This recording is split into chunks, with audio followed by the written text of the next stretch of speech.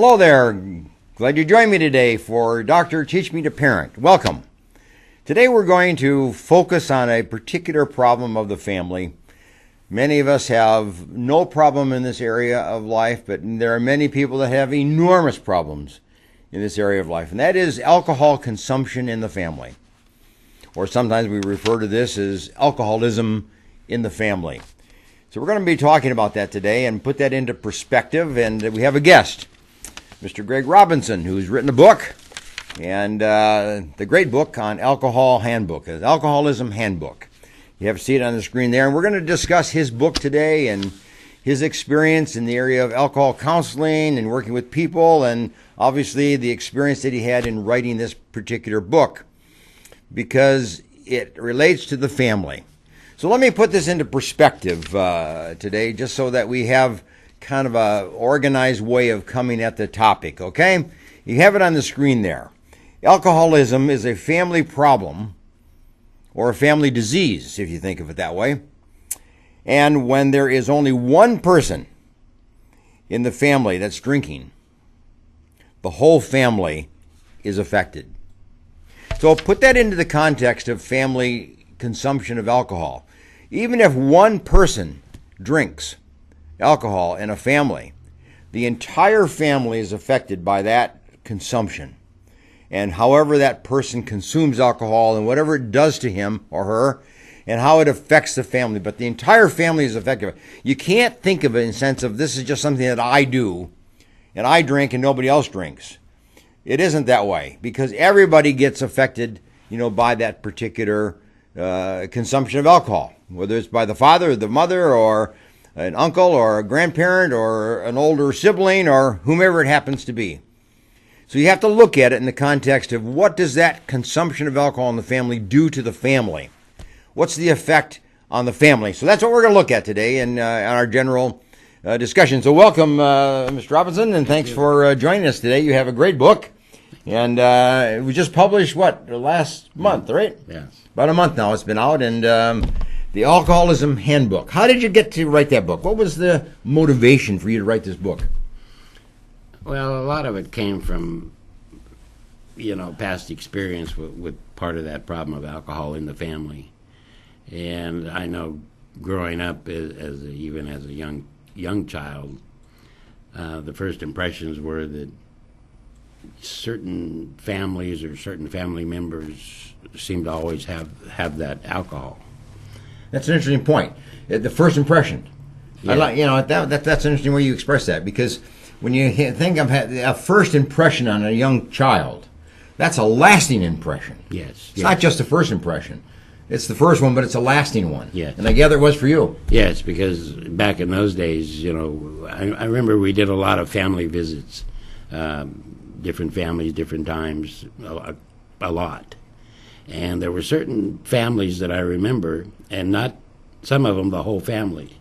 And I'm talking about the dad and two cousins, which I don't think they were 21, but yet they drank alcohol the whole time we were there.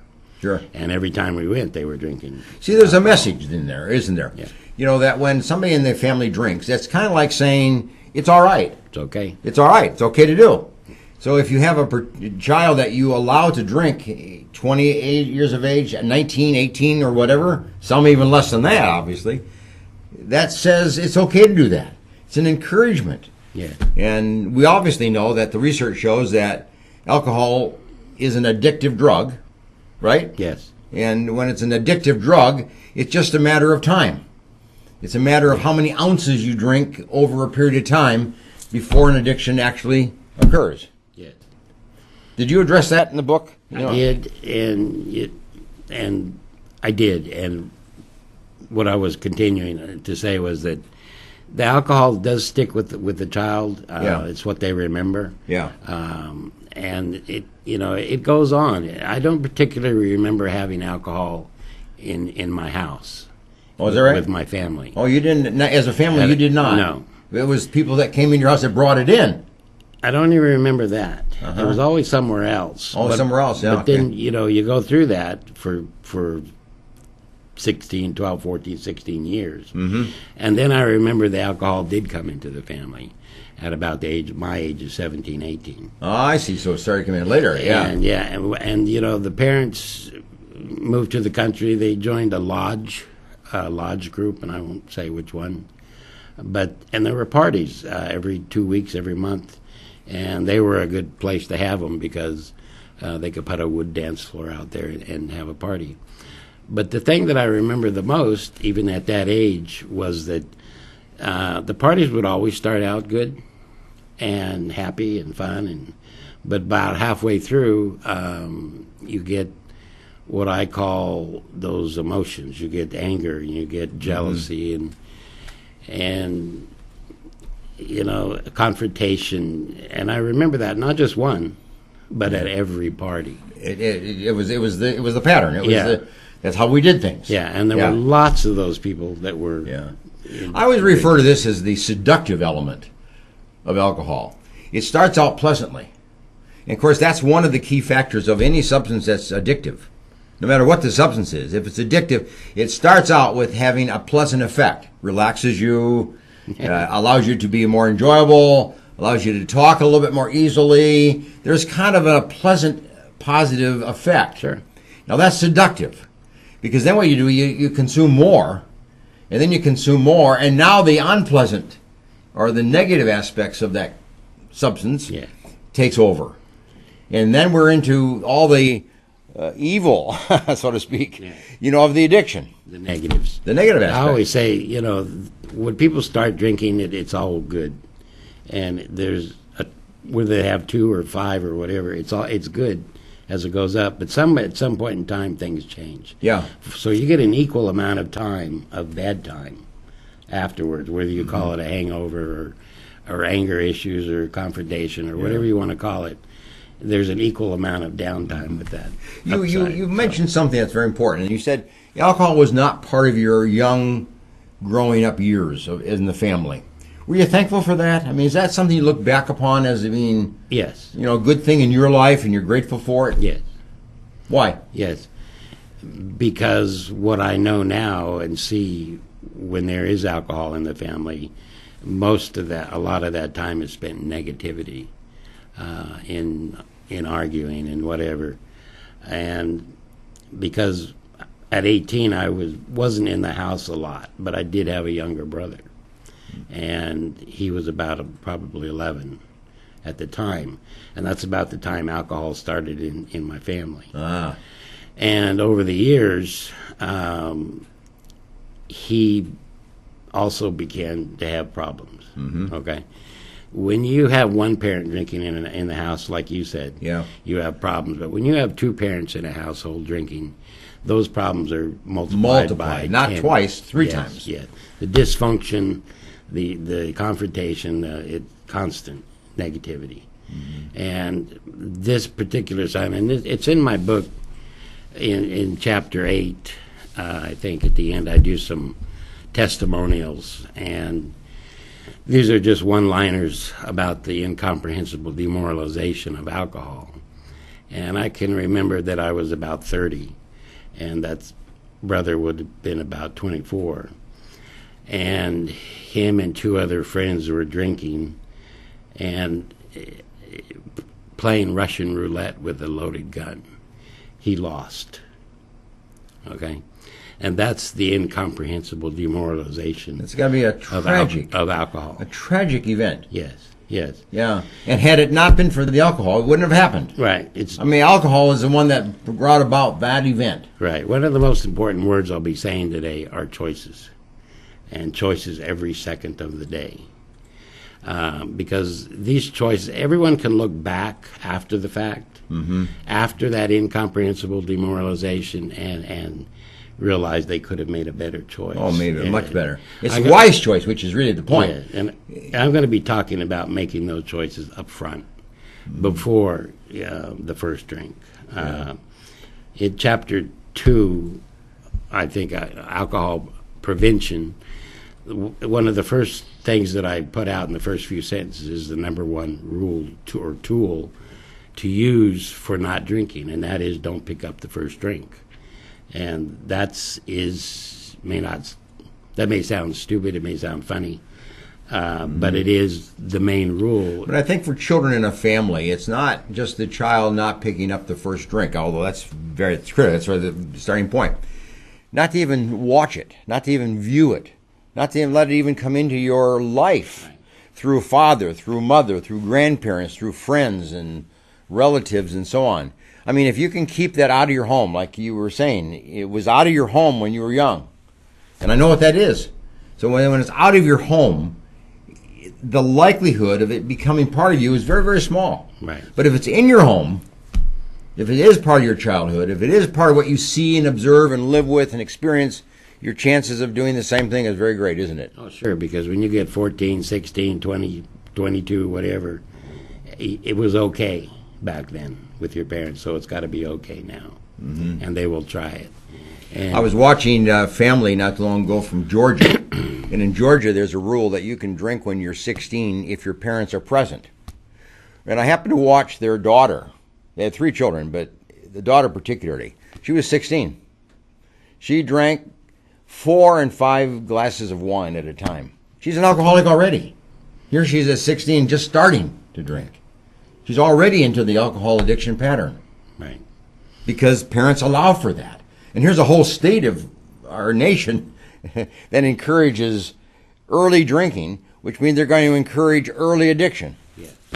Yes, because alcoholism is progressive.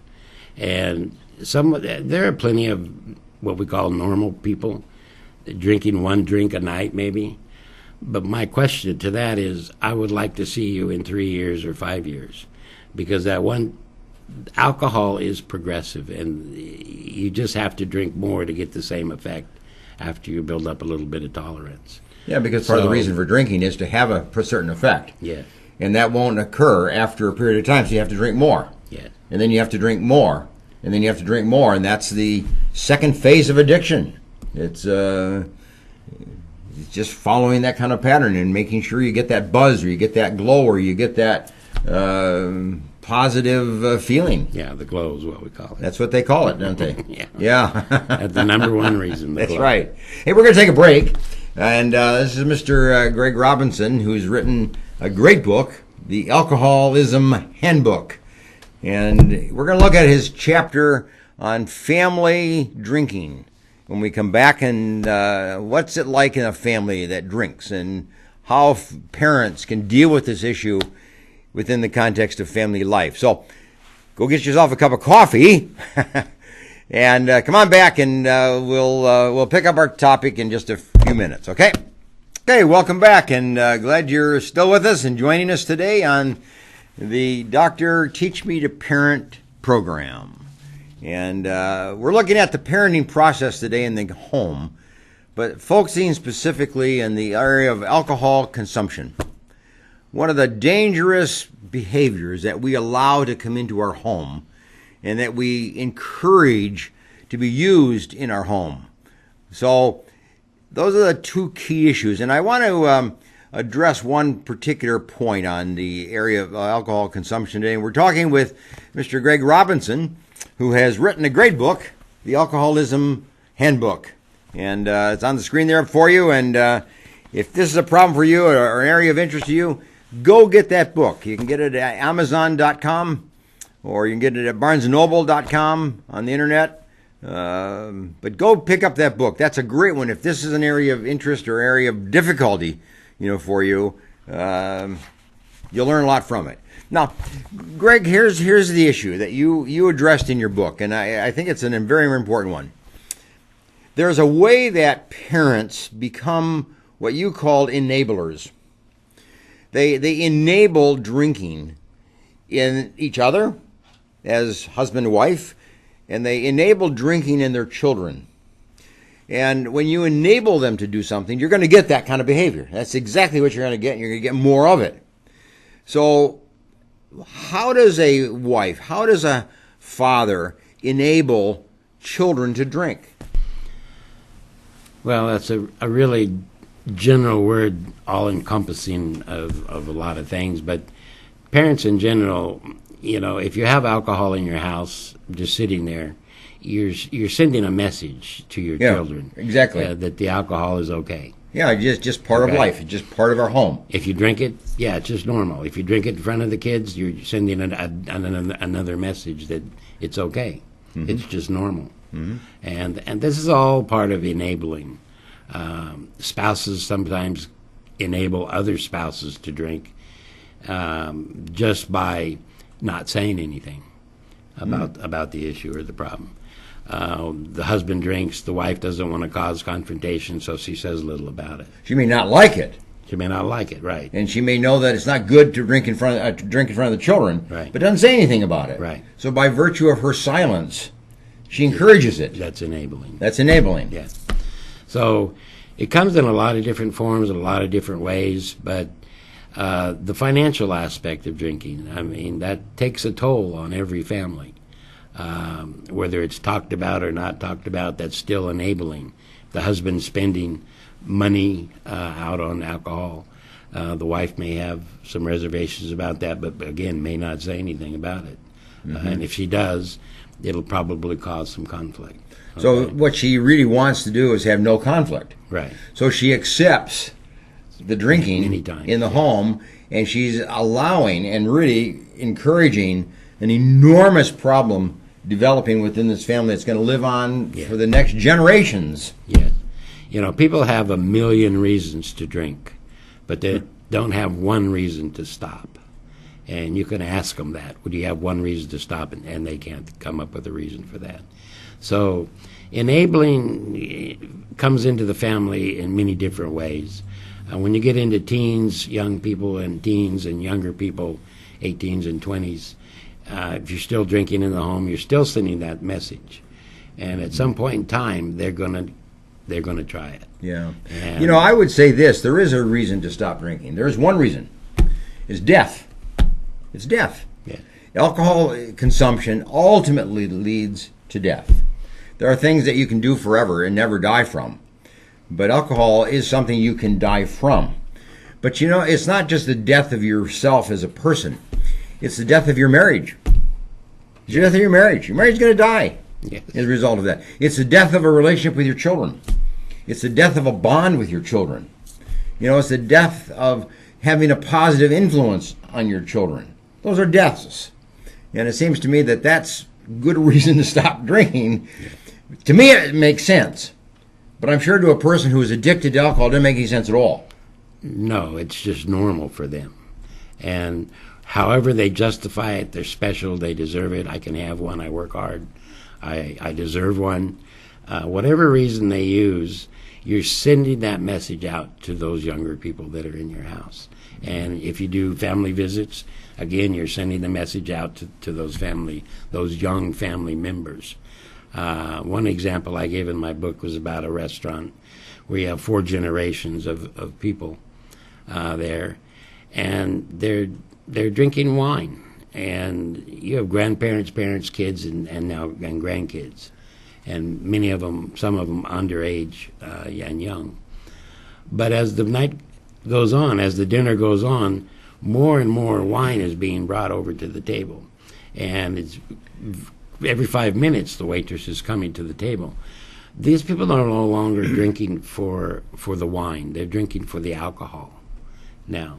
And the message and the effect of the alcohol. Yeah. The message you're sending to the young people is, this is how we have fun.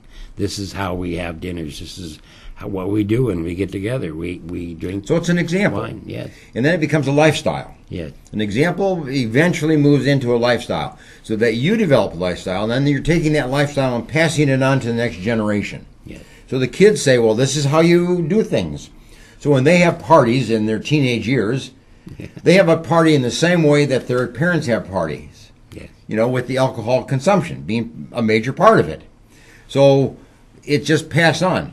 And I guess that's enabling, isn't it? It's kind of allowing something to happen, even though you don't want it and you don't desire it and you wish it weren't there, but you do nothing to stop it. Yeah. What's the one thing a spouse could do, a wife or a husband, if their child start that process and they don't want to enable, they want to stop enabling, or a wife wants to stop the husband and doesn't want to enable. So what's the one thing he or she can do to not enable? Well, good good leaders, good parents lead by example. That's the best rule I can give. And when you say what you mean and practice what you say, and give that example out to young people, that's the message you're sending. Young people, you have to really teach them a few different things in life. Like it doesn't matter what everyone else is doing. You have to be an independent thinker. You have to think for yourself. You have to understand what right choices are every second of the day. Now, young people make a choice. Maybe in the morning, the breakfast or clothes they're going to wear, where they're going to go, or whatever. But if you teach them to make choices every second of the day, and good choices, then they'll take that and hopefully practice that when they get out to the there was a research study done just a couple of years back with teenagers. They were at 18 at the time that this study was done, and they were asked to sign a contract to not consume alcohol until they were 21. And the kids signed it, signed the contract. And they compared the group of kids that signed a contract of that nature, no drinking until 21, as compared to a group of children or teenagers, 18 years of age, that did not sign such a contract. And you can know what happened, right? Those that signed the contract, few of them drank alcohol. Few. Most of them did not drink alcohol, even though they were 21, 22, 23, 25, and on. But the ones that did not sign that contract, many of them, majority of them, not only drank alcohol, but drank to excess. Yeah. That's enabling. Is this, or not enabling? I guess stop the enabling. Is to say, let's set a contract and let's work with a contract.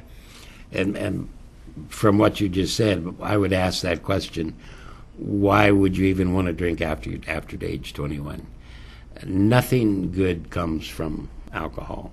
Okay, that's profound, isn't it? Nothing good comes from alcohol. I know we have it labeled as legal, and over here something's not legal, and they're both drugs. And I'm sorry, but they're both drugs, and nothing good will come from either one of them. You say nothing good's coming from alcohol consumption.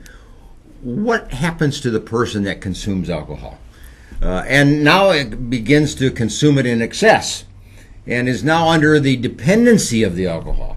What is their personality? Is it different, or do they change, or is it no effect? There are characteristics of people that drink, and they usually fall into what we call the 7 sins. And it's an excess amount of pride, greed, lust, gluttony, sloth, or envy. Huh. And you can throw in there anger. And I'm talking about an excess amount of those. A lot of people have a normal amount of those. Everybody got a little anger. Everybody's got a little... But when you get up in the extreme, that's when the problems happen. And for some reason with alcohol, people that drink consistently get into those extremes in some of those 7 sins. So really, a person that now begins to consume alcohol out of pleasure and out of social influence and out of just being part of the party actually becomes a different person over time. How long does it take? I mean, is this something that you begin to see after a year or two, or is this something we see developing after 7 years or 10 or whatever it is? Well, I don't think there's any set limit, because you can see a difference in one day. If someone starts out drinking during the night, by the end of the night, they may have brought out anger and resentments and confrontation. The personality changes quite rapidly with alcohol. Mm-hmm. So overall, alcohol is going to affect your mental, your physical, your finances, your relationships with your spouse. In those areas, that's what will be affected. In your book, you talked about the financial hit that people take when they consume alcohol to excess and become addicted to it. It's going to affect them financially. And you made a distinction between just the amount of it costs to buy alcohol. That's a small amount. I think you said something like $7.99 or something like that. That's a small amount of money. But the cost of a divorce is huge. Yes. The cost of your children is huge. Yes. The cost of ill health is huge. I mean, you went on and talked about the cost of alcoholism and the addiction process, that it starts out with just a few bucks, and then I guess we justify it like that. I can afford it. It's only a few bucks. But down the road, and sometimes that's 5 years, sometimes it's 10, sometimes it's 2. That cost just mounts. You made a great point on that. And it does. And people will justify that. But they don't realize right away that it's causing problems in the family.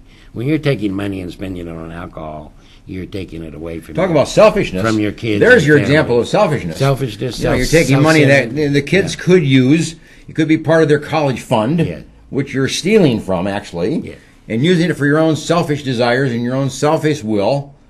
So you're a very selfish person. Yeah. So that's one of the 7 sins. I mean, it's very great self-centeredness. Yes. And that's how it shows itself. Yes. You don't care about the future of your children. You don't care about their future education. You throw that to the wind because you want something for yourself. It all becomes about self. What I want. Sure it does. Hey, take a little break for a minute, and we're going to come back in just a few minutes and pick up the third segment of this. We're talking with Mr. Greg Robinson, who wrote a great book, The Alcoholism Handbook. And we're looking at how the drinking alcohol and alcohol consumption affects family life and what role we have as parents in dealing with this issue in our own homes and our own families. So we'll see you in just a couple minutes. Okay, thanks for coming back and joining us on this third segment of Dr. Teach Me to Parent. And today we're teaching you to parent relative to the use of alcohol in your life and in your family. Now, Mr. Greg Robinson, our guest today, wrote this book, The Alcoholism Handbook. And again, I would encourage you to pick it up. If alcohol is a problem for you or anybody in your family, or you think it could be, or you just want to know a little bit more about alcohol consumption and alcoholism, pick up this book. Go to barnesandnoble.com, go to amazon.com. It's listed in there, and you'll be able to pick up a copy. And it'd be good reading for you. So there it is on the screen. Okay, now let's return to our little discussion here on this issue of alcohol in the family.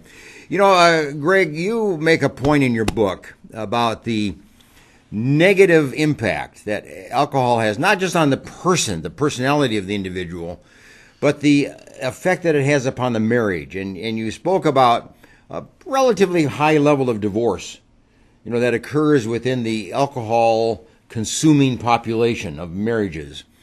And then you also spoke about the relatively high level of abuse that occurs between spouses over alcohol, whether one's drinking or they're both drinking or whatever. So besides having an effect upon your character, and a pretty negative effect as you outlined in the 7 sins of character, this has got to have a very major negative effect upon the marriage itself and its divorce rate and obviously the abuse level. And that's true. In a lot of divorces, alcohol will be involved in there somewhere. The same with the words like spousal abuse. Alcohol will probably be in there somewhere. Domestic violence. A lot of it is caused by the use of alcohol. Alcohol is a self-centered thing. The person that drinks it's all about that person. And if they're drinking consistently every day, 3 times a week, whatever it is, that becomes a very selfish, self-centered thing, and everything else becomes secondary. Wives, families, jobs, everything is secondary.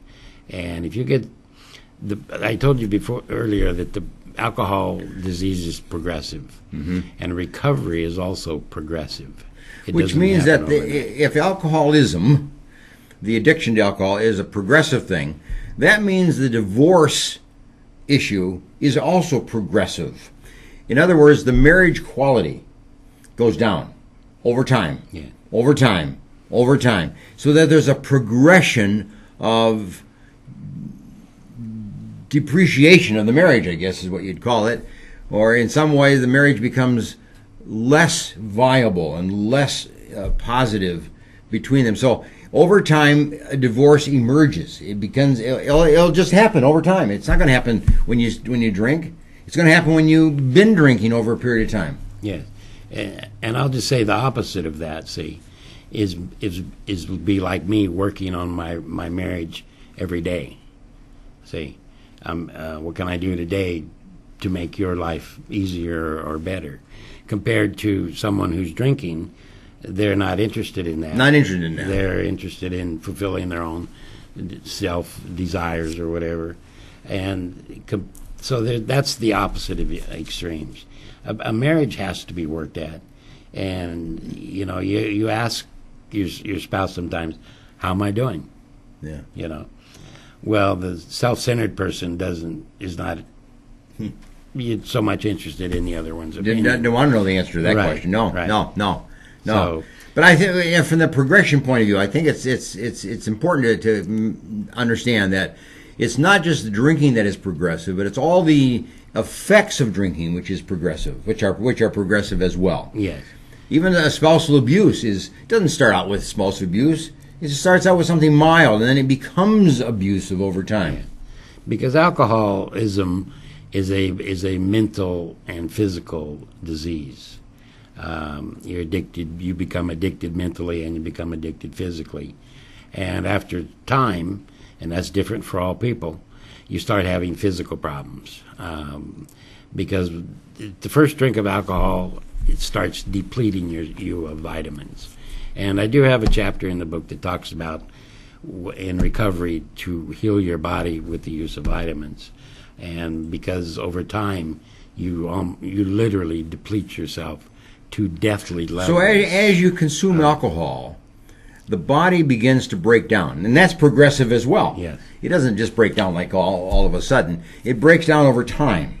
So what is the breakdown in the body? What are the organs? What are the functions that we depend on that now become impaired and weakened as a result of alcohol consumption? And the one you hear about the most is the liver, cirrhosis of the liver, and that's a slow, gradual Well, you die from that. That's where death breakdown comes in. That's right. Once of- your liver of the goes liver. beyond a certain point. But it also affects your heart, and you can have many heart problems, stomach problems, nervous system problems.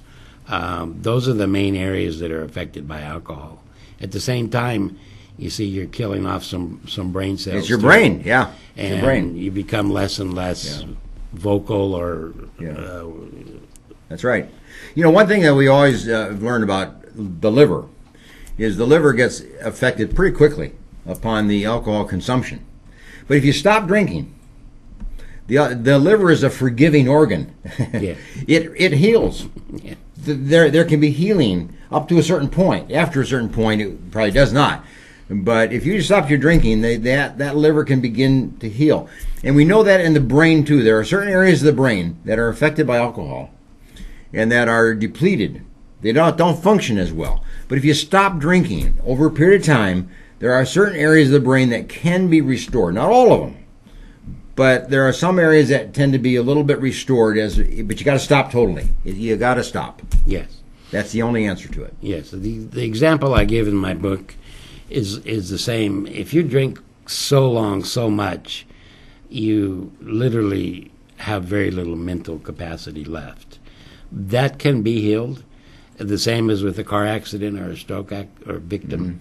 Mm-hmm. You do it with repetitive action, what we call rehab. Mm-hmm. And you can, the amazing brain, and I call it that, will rewire itself.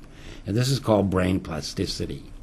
And the brain will literally relearn to do this with repetitive actions, just like a stroke victim learns to use an arm or something again, or an accident victim learns to walk again. The same with alcoholism. If you reach that point, if you want to repair, that's in the vitamin chapter in the book, but it can be done. It's an interesting point when you say if you stop drinking, the body can start to repair itself. In most of medicine today, when you have an illness, you have a disease, you have something happen, you take medicine. You take medicine. And it's supposed to do some kind of healing process within your body. In this case, we have alcoholism as a disease which heals best when you don't take something. Yeah. When you just don't take something. Now, maybe a vitamin supplement to help kind of bring up the basic functions of the body that might be helpful. Yeah. But all the medications that are on the market today, it's best not to take medication and let the body heal itself from within. Yeah, with nutrition. Okay. And I'll talk a little bit about cirrhosis of the liver. I've seen people with as little as just a few years drinking, they have cirrhosis of the liver. And the liver is the only organ in the body that can reheal itself 25%. Okay? Mm-hmm. And with the right combination of nutrition and vitamins, it can rebuild itself. Mm-hmm. But then I've seen people with 30 years of drinking and with no cirrhosis of the liver. Mm-hmm. So that's a real individual thing, and this is something that needs to be checked out if you've had any length of time drinking. So, several years ago I did a research study, and we took a large group of alcoholics, and we studied their drinking pattern, and what we found, and we related it to health. And we took the drinking pattern over here, and we took their health patterns over here, and we studied them. And what we came out with the conclusion is that if you drink for 20 years, and actually this study showed 21 years, 21 years, the body breaks down. The body breaks down, and it was almost universal. Yeah. There's a breakdown in the body after 20 years of drinking. Now, it isn't at 20 years, it's progressive over time, but it shows itself in a major disorder, a major disease, a major dysfunction at 20 years of drinking. Yeah. So in a sense, that's kind of the scope of drinking. It does affect the body, and it impairs the body, but it will harm the body and harm the individual physically, certainly at 20 years, and some before that. Sure. Some were after that, but around that time. Yes, many homeless, some individuals that are 25 and 30, and a lot of their problems may have been caused by alcohol. Mm-hmm. But yet it's that same, individuals are different, and you could have a accelerated degeneration of the body. Yeah. There's this idea that alcohol is just a start, and it moves on to other drugs, and it moves on to a lifestyle that's destructive. It moves on into criminal kind of behavior. It moves on to social dysfunctional, behavior. It moves on into hurting marriages, hurting family relationships, parent-child relationships. Everything suffers and everything hurts, but it moves on. But it also moves upward to a higher drug, or to a more dangerous drug, or to a more destructive drug on the body. I mean, we know that as marijuana, and we know that as the opioids. And there are a number of drugs on the market that the alcohol just seems to lead to that. Yes. And from all the drug addicts that I talk to, about 95% of them, alcohol is a precursor to drug use. They do the alcohol in the beginning for the what we talk about, that little glow, the glow. Mm-hmm. But then they want a bigger and better glow. So you have to go to a higher level or more substantial. When you're drinking alcohol, you lose your inhibitions and judgment and everything else, and you want to try this drug. And 95%, alcohol was a precursor to drug use. Okay. Well, Taylor, let's take a break. Okay. And let's come back and talk about that, because I think this is a very critical issue in our day-to-day, because here in Fresno, we have now voted to allow marijuana to be used. And this silly idea that it's only for medical use. Everything's medical. Everything's medical.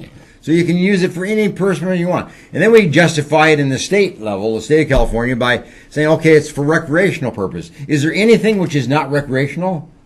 I mean, everything is recreational. So it's a lie. And we bought the lie. Yeah. That somehow marijuana is going to be controlled and be limited. It's not be limited at all. Everything's medical and everything's recreational. So it's got use for anybody, any place, anywhere, for anything. So let's come back and talk about that. That's a very critical issue. And you address a little bit in your book, and we'll wrap up the book. We're talking with Greg Robinson, who wrote this book, The Alcoholism Handbook. So I encourage you to pick it up, okay? Okay, thanks for coming back. We have just a few minutes before we end the program today, and we're dealing with the issue of alcohol consumption in the family. And at the end of our last segment, I just introduced the idea that it's not uncommon for somebody to go from alcohol consumption to some of the other drugs, and marijuana was certainly one of them. The opioids is certainly one of them. There are a number of other drugs. What's the problem? What's the issue that develops that way, Greg? Well, now you're moving into dual addictions. Oh, yes. Because normally when people do drugs, they don't stop alcohol. It's still part of the whole process. So marijuana and drugs have the same consequences as alcohol use. Okay? Mm-hmm. And if I'll give you one quick example, a young man, I got a call one morning this week. A young man had been caught drinking, I'll just say at work. He works with kids and young people. And he was sent home immediately. And the next day I was supposed to meet with him after his meeting with the school board. And that quick, in 2 days, he got caught drinking at school, at the employment, and was terminated the next day. And it's that quick, that simple. Yeah. And that's the way alcohol and drugs work. The consequences after the fact are Very immediate and very strong. huge.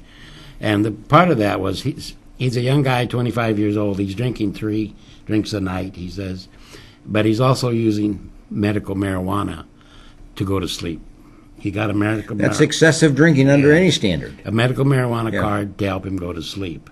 And to the way I deal with things with the people that I talk to, if you can't sleep, read. If you still can't sleep, read. And if you still can't sleep, read some more. There are a lot of sleeping programs. You can learn how to sleep in many, many different ways. You don't need marijuana to do that. Yeah, but we're justifying. It's a lie. We bought into a lie. Yeah, marijuana for a lot of different things. I have seen some good documentaries about good uses for marijuana, but to help you sleep, to me, is not a valid reason for That's right. that. So all your consequences that happen with alcoholism, those same consequences will happen in a population using marijuana. And you already see they're happening with the population using drugs. So it's all the same. And it moves on into the opioids, which are the pain medications, which are being abused by great numbers these days. Yeah, the same protocol in this book can be used for opioid addiction also. Mm-hmm. Okay. I mean, in terms of treating it and helping people break that addiction. Yeah. But it's harder to break an addiction of alcohol. It's even harder to break addiction when you have alcohol and marijuana and an opioid and whatever other drugs might be taken. When you're multiple drugs, it's dual addiction. Is it even possible? And here's the key that I always say: this is the only disease, alcoholism, that the person has to heal themselves. A doctor can't fix them. No medication is going to fix you. You have to have that desire and willingness to stop. If you have that, then we can build on that to a non-drinking lifestyle. Okay. But how are you going to do that? When you were raised in a family of alcohol, you were raised in a family of drinking, you were raised in an extended family of drinking, you were socializing in the peer groups of adolescents drinking, and then you're going to say you have to heal yourself? Yes. Wow. If you let the states and the court punish you, you'll do it with negative punishment. Well, but the whole key in recovery is that the person has to have that desire to want to stop. What about that phrase that Alcoholics Anonymous use, you got to hit bottom? What does that mean? That means that you'll hit bottoms with alcohol, and the more you drink, the more bottoms you will go down. In other words, you'll lose your marriage, you'll lose your children, you'll lose your home, finances. You'll lose your job. You can turn it around at any point in time and go back up, but that's the key. You have to want to stop. So that's asking a big deal. Yes, but that's the way alcoholism works. And if you talk to your kids about this early on, about choices being every second of the day, you get into those choices of not even trying alcohol. Yeah. Okay. And those are key points. Is about get truthful with yourself and deal with the alcohol issue before those incomprehensible demoralization acts happen. That's a great ending point. That's a great end. We got to end, but that's a great ending Okay. point. You got to be truthful with yourself. Yes. You got to be truthful with your children. You got to be truthful with your parents. You got to be truthful with your spouse. You gotta be truthful with your employer. I mean, it's truthfulness. And unless you are in the area of truthfulness, you'll never get into out of the addiction phase. You'll never get into a truthful lifestyle. Yeah. Before we end today, I have a tip for the day. Like I always do every week. I have a tip for the day. And here's your tip for the day, okay? If alcohol is causing you and your family a problem, alcohol is the problem. Okay? Just look at that on the screen. If alcohol is causing you and your family a problem, then the problem is the alcohol. Okay? And you do something about it. And then that problem begins to fade away and to minimize. So, hey, thanks for joining me today, and we'll see you next week. And Dr. Teach Me to Parent. This has been Mr. Greg Robinson, who wrote his book, The Alcoholism Handbook. Barnes & Noble, Amazon. Pick up a copy. If you have a problem in the area of alcohol in any form, pick up a copy. Bye for now.